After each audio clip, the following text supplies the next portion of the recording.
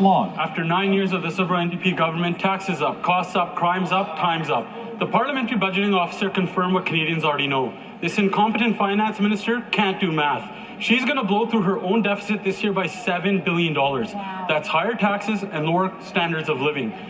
1 in 4 Canadians are already skipping meals, and this Liberal-made misery is only going to get worse. Why not call a carbon tax election now so Conservatives can fix the budget? The Honourable Deputy Prime Minister and Minister of Finance. Mr. Speaker, I am so glad to hear the Conservatives talk about the PBO, because just a few weeks ago, the PBO did a report on the sustainability of the federal finances. And I'm going to quote what the PBO said, quote, "Current fiscal policy at the federal level is sustainable over the long term. In fact, according to the PBO, the federal government could even, quote, permanently increase spending by 1.5% of GDP. The only fiscal threat to Canada is Conservatives, who would cut health care, child care, national school fees." The Honourable Member from Calgary Forest Lawn. That PhD in wackonomics has no clue. This incompetent finance minister, not knowing how to do math.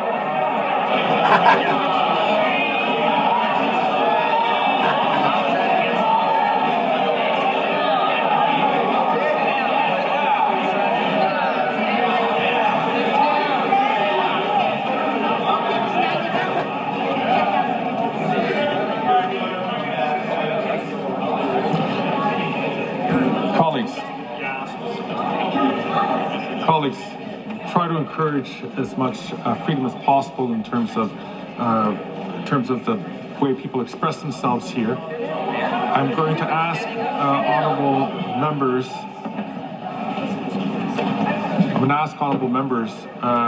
to, as much as possible, refrain from using language which is directed at a particular member and is considered insulting to those members. So I'm going to encourage all members, and I've spoken about this in a previous ruling. I'm going to ask the honourable member from Calgary Forest Lawn to start his question again, but to rephrase his question so that he doesn't use that kind of language.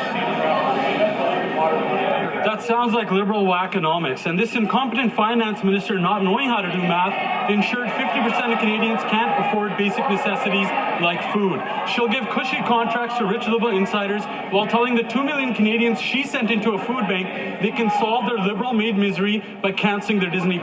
She knows higher deficits lead to higher taxes and lower standards of living. She just doesn't care. Why not call a carbon tax election now so Canadians can fire these economic arsonists?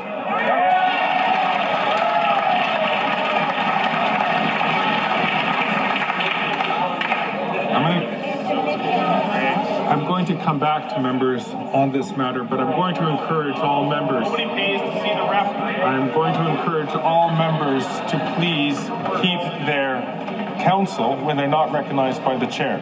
Sit down. The Honourable Deputy Prime Minister and Minister of Finance. Mr. Speaker, thank you for your remonstrations, but I have to tell you, speaking for myself, puerile playground insults from the maple syrup mega don't bother me.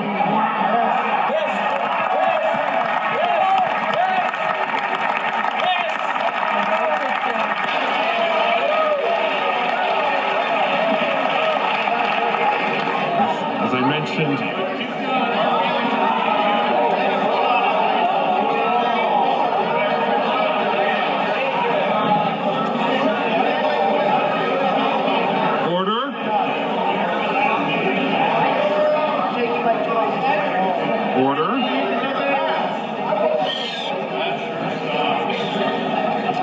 this is precisely the reason why we should be very mindful of our language, because the things will be said on all sides which is going to be disturbing to the order of the House.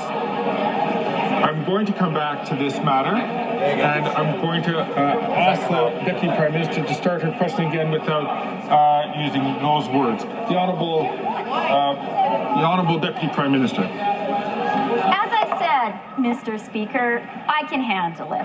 But what makes me really mad, what I can't handle, is seeing crocodile tears from these Conservatives. The only time they notice vulnerable Canadians is for a partisan photo op. And we know they don't care because they are opposed to a national school food program that is feeding 400,000 Canadian kids. They're opposed to dental care that is helping 1 million. We care about Canadians, they just care about themselves. That's why they're all homeless, right? The Honourable Member from Battleford's Lloydminster.